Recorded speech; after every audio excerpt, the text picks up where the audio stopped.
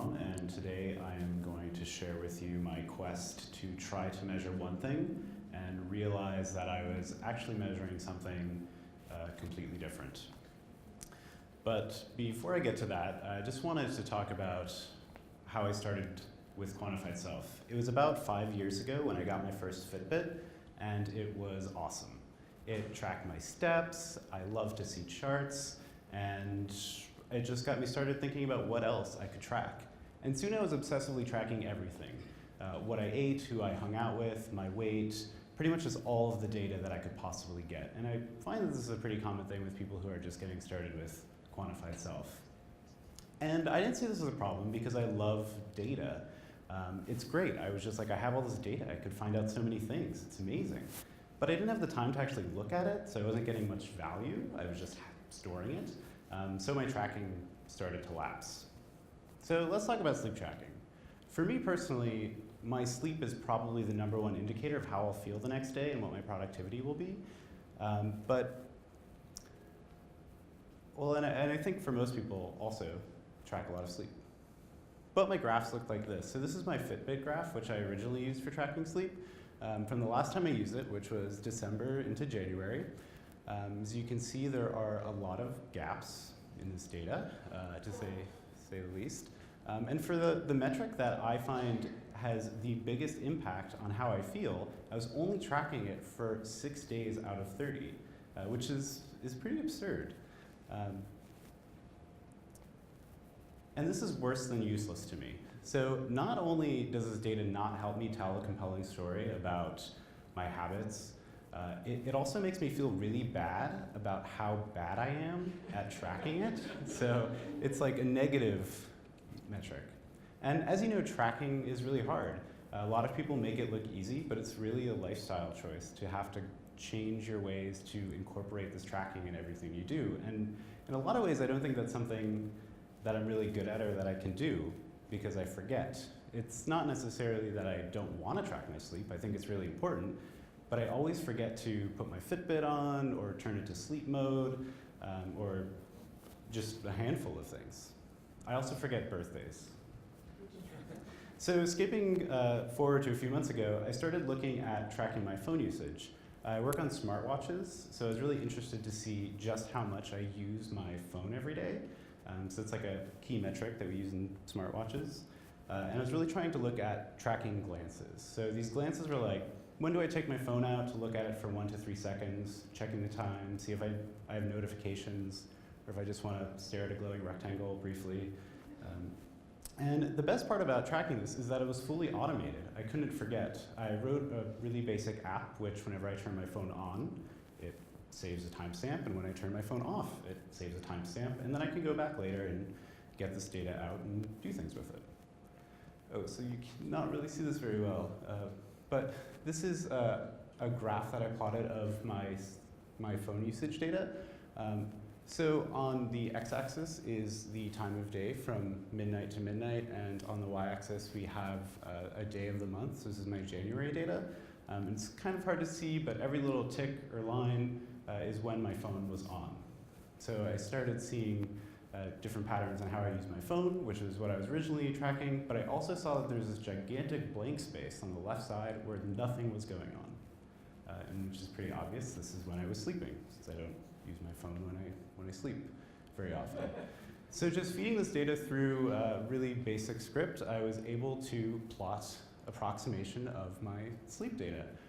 Again, it's kind of hard to see, but it's all over the place. It's crazy. Sometimes I'm sleeping for 4 hours, sometimes I'm sleeping for 9. It's definitely not consistent. I go to bed at all kind of crazy hours. And from this, I realized that my phone usage data is actually my sleep tracking data. So this thing that I wanted to track for so long and I was really bad at, I found an automated way that I could track it instead, and I couldn't forget. I just get the data for free. But it is pretty inaccurate. So I do check my phone when I wake up in bed. It's the first thing I do in the morning. Usually it's the last thing I do at night. So it's pretty good. But what if my patterns change and I just don't use my phone for a day? I figure that that's okay.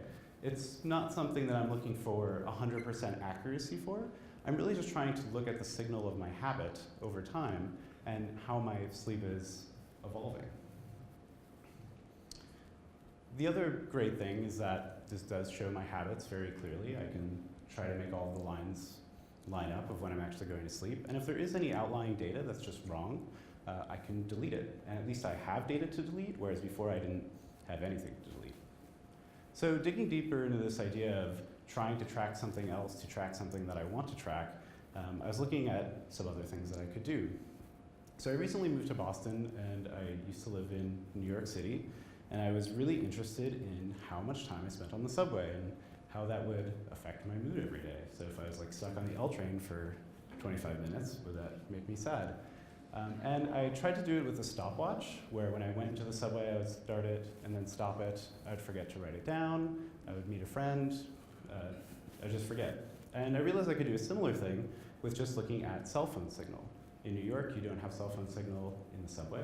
So by tracking when your phone goes in and out of signal, it's a good approximation.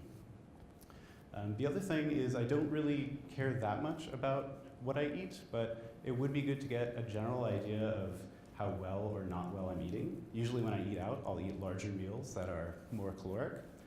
So instead of tracking that manually, I can just pull up my credit card data through mint.com and see exactly when I'm going to restaurants.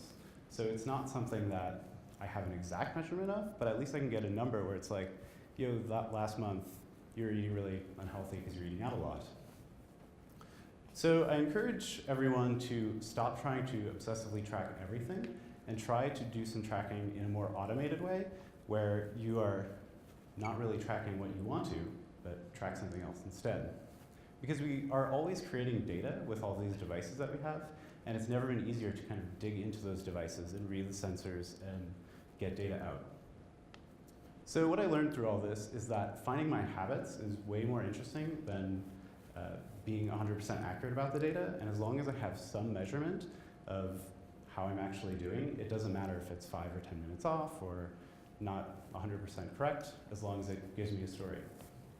Thanks. Any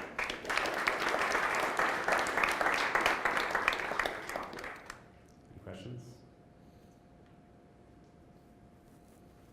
This is a great presentation, so thank you so much for that. And this is, I hate when people do this usually, but I'm about to. This is not so much a question, but actually a comment.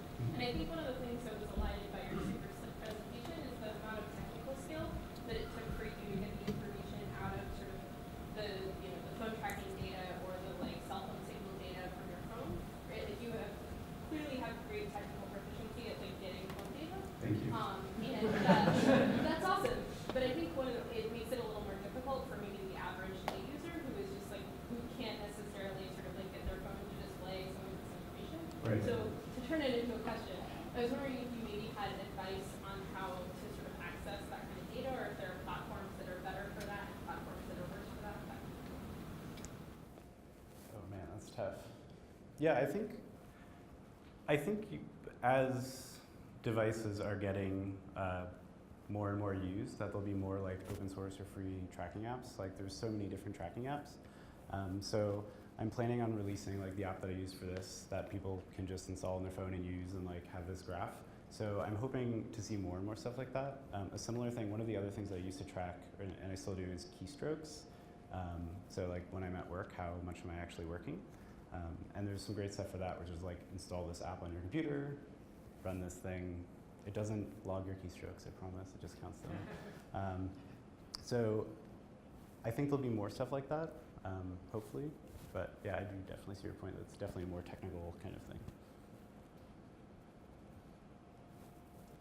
So I think it's really clever how you're automating this data.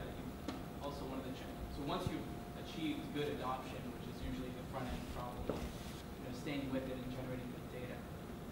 The challenge is usually doing something that modifies that, so you can actually achieve a new goal or modify that habit.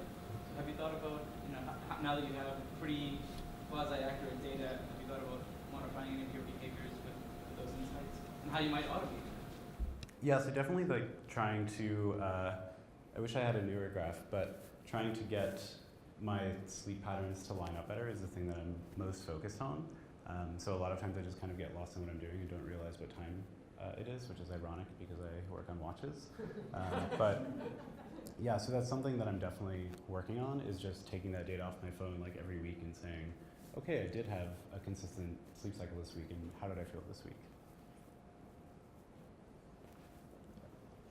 So I was struck by both the clarity of your presentation and the fundamental issue that you seem to have realized and used, which is that if you recognize that your phone is a surrogate for you, then you can use your phone to find out things about you. And since that's already there, since you're already using your phone all the time, you don't really need anything else because your phone has all this data that's on us. Right. So, at what point does that possibility transfer to some other device? You didn't get a phone so that it would gather all the data about where you were, Mm-hmm. and you probably don't wear a watch because you gather all the data about where you were.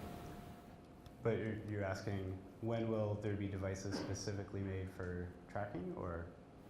Well, I guess what I'm asking is